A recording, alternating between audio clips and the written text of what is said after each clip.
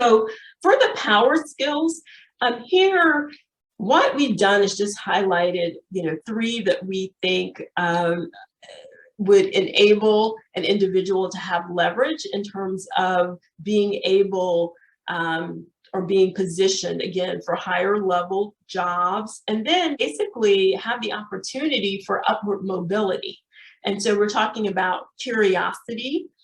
There was a great Forbes article some years back about why millennials are not being promoted, and it was based on some data, but essentially one of the key reasons was because they were quote unquote incurious. And so we think about curiosity is, that ability to ask questions, to brainstorm, to think about why and what if and how in terms of critical thinking and problem solving. But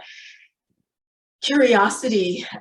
is very important, and it also includes, because when you're curious and you're thinking about, you want to know, it's not assuming that you have all the answers, but you're open to new answers and new possibility and new learning, and basically setting yourself up for this whole idea of lifelong learning and taking in new information, not just at a point set in time, but as part of your lifelong journey. And so I think the sooner that this whole idea of cultivating context or culture of lifelong learning comes to bear in a lot of students, I think that, basically based on the research, they will be better off because they will have this understanding that as things change, the intake of knowledge pretty much has to be continuous and ongoing to keep up with the evolution of technologies and concepts as the world continues to change. And so the last